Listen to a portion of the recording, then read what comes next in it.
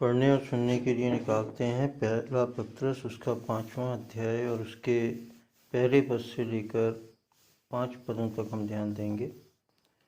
यहाँ यूँ लिखा हुआ है, तुम में जो प्राचीन है मैं उनकी नई प्राचीन और मसीह के दुखों का गवाह और प्रकट होने वाली महिमा में सहभागी होकर उन्हें यह समझाता हूँ। प्राचीन से मतलब ये कि जो एल्डर्स हैं ना, जो बुज़ुर्ग हैं, उनके समान यहाँ प्रभु का वचन हमें पत्रस के जरिए समझाता है कि मैं मसीह के दुखों का गवाह होकर।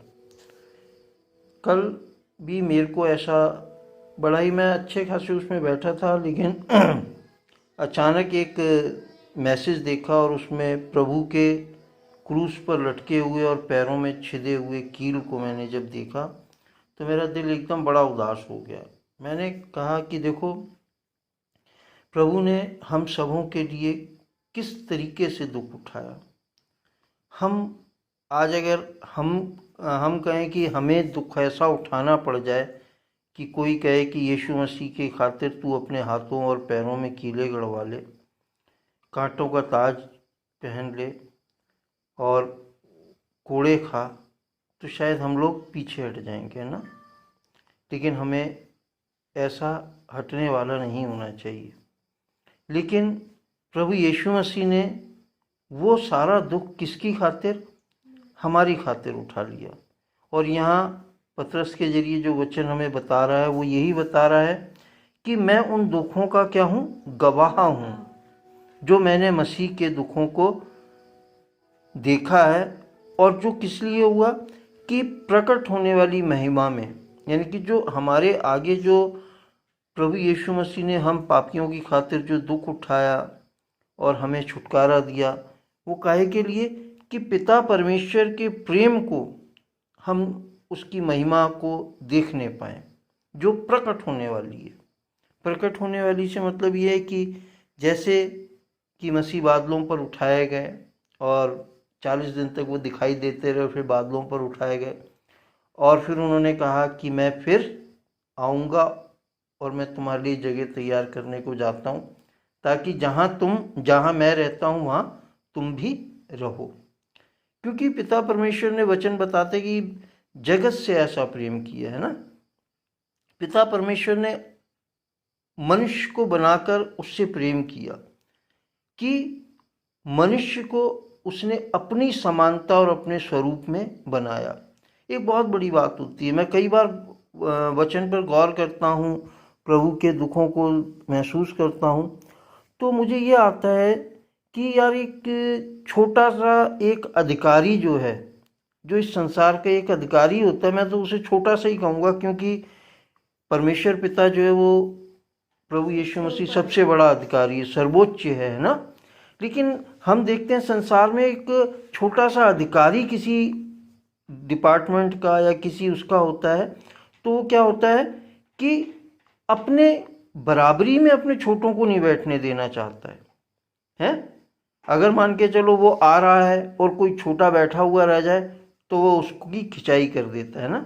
वो चाहता है कि जब छोटे आए, छोटों के सामने वो पहुंचे तो वो उसका बड़ा आदर करें, बड़ा सम्मान करें, है ना, खड़े हो जाएं। और वो चपरासी को कभी नहीं कहेगा कि आजा मेरी बगल में बैठ जा, है, या मैं जिस टेबल पे खाना खा रहा हूँ तू उस पे खाना खा ले, है। या ये कभी नहीं कहेगा कि चल तू उस झोपड़ी में क्यों रह रहा है या उस छोटी सी जगह में क्यों रह रहा है, चल तू मेरे साथ मेरे बंगले में रहना, है। एक संसारिक अधिकारी ऐसा नहीं सोच सकता। लेकिन एक परमपिता परमेश्वर प्रभु यीशु मसीह पवित्र आत्मा जो सब कुछ को बनाने वाले हैं, उन्होंने सबसे पहले जब मनुष्य की सृष्टि की तो क्या किया? अपने स्वरूप और अपनी समानता में बनाया है। फिर हम देखते हैं कि यीशु मसीह जब आए और उन्होंने क्या कहा कि जैसे तुम्हारा पिता सिद्ध है वैसे तुम सिद्ध बनो, है। फिर यीशु मसीह आए तो उन्होंने क्या कहा कि जैसे मैंने तुम्हारे पैर धोए वैसे तुम भी एक दूसरे के धो, है। और वचन हमें बताता है कि वो सेवकों की नाई आया, अधिकारी की नाई नहीं आया, है। और बहुत से ऐसे उदाहरण देखने को मिल जाएंगे कि जिसमें हमारे सृजनहार ने, हमारे परमपिता परमेश्वर ने हमें अपनी बराबरी का दर्जा दे दिया है, लेकिन हम इस संसार में एक दूसरे को अपनी बराबरी का दर्जा नहीं दे पाते हैं। हम अपने आप को बड़ा समझते हैं, हम अपने आप में अंदर घमंड रखते हैं किसी ना किसी बात को लेकर कि हम तो दूसरे से बेहतर हैं, हम दूसरे से बहुत अच्छे हैं। तो हमें क्या है कि वचन आज का यही समझाना चाहता है कि पतरस कहता है वचन के द्वारा कि मैं मसीह के दुखों का गवाह हूँ और प्रकट होने वाली महिमा में सहभागी होकर उन्हें यह समझाता हूँ कि हमें यह समझाते हैं कि परमेश्वर के उस झुंड की जो तुम्हारे बीच में है रखवाली करो, और यह दबाव से नहीं परंतु परमेश्वर की इच्छा के अनुसार आनंद से और नीच कमाई के लिए नहीं पर मन लगा कर करो, ये काम है। यहाँ देखा जाए तो वचन जो है हमें खास तौर से परिवार के मुखिया, कलीसिया के मुखिया, समाज के मुखिया हैं, राष्ट्र के मुखिया, दुनिया के मुखिया हैं, सब कुछ के जो मुखिया हैं, प्राचीन हैं, बड़े हैं, उनको समझा रहा है कि जो तुम्हें झुंड दिया गया है, अगर मान के चलो एक परिवार ही है तो हमें जो एक परिवार मिला है तो उसके हम अगर बड़े हैं, एल्डर हैं, प्राचीन हैं, बड़े हैं, तो मुखिया हैं, तो हमें उस झुंड की रखवाली करनी है या उस झुंड पे अधिकार नहीं जमाना है, बल्कि दबाव से नहीं परंतु प्रेम के साथ हैं, अपने जीवन को आनंद के साथ या नीच कमाई के लिए नहीं पर मन लगा करके उस झुंड की रखवाली करनी है। जो हम देखते हैं कि आजकल वो चीज़ भी नहीं दिखाई पड़ती है। अगर एक परिवार में पति कहते हैं मुखिया है तो उसके अंदर अलग चीज़ पाई जाती है जो परमेश्वर के वचन से मैच नहीं खा जाती। अगर देखा जाए स्त्रियों में तो स्त्री परिवार की एक मुखिया समान है, स्त्रियों के अंदर भी वो चीज़ नहीं पाई जाती है ना। तो हमें क्या है कि प्रभु का वचन हमारे परिवार से लेकर, हमारे समाज से लेकर, हमारे राष्ट्र से लेकर सारी बातों में प्रभु का वचन आज हमें समझाना चाहता है कि हम जो अगर अपने आप में मुखिया हैं, प्राचीन हैं, एल्डर हैं, बड़े हैं, तो हमें क्या करना है, हमें अपने छोटों को संभालना है।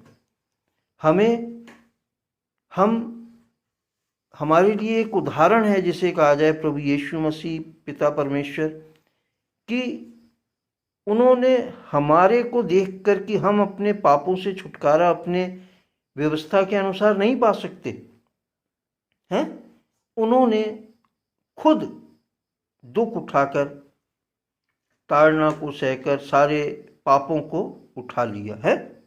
तो हमें भी क्या है कि प्रभु के दुखों को देखते हुए, प्रभु के बलिदान को देखते हुए अपने जीवन को क्या है, बदलना चाहिए।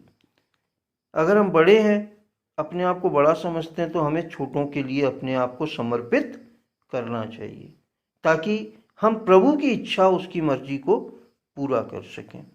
तीसरे पद में, और जो लोग तुम्हें सौंपे गए उन पर अधिकार न जताओ वरन झुंड के लिए आदर्श बनो। वही बात है कि झुंड के लिए स्वयं को, यानी कि जो हमारे अंडर में है उनके ऊपर अधिकार ना जताओ, जोर जबरदस्ती ना जताओ, बल्कि एक आदर्श बन जाओ कि वो तुम्हारे को देखकर पिता परमेश्वर की महिमा कर सकें। जैसा प्रभु यीशु मसीह ने भी कहा कि तुम्हारे भले कामों को देखकर लोग तुम्हारे पिता परमेश्वर की महिमा कर सकें।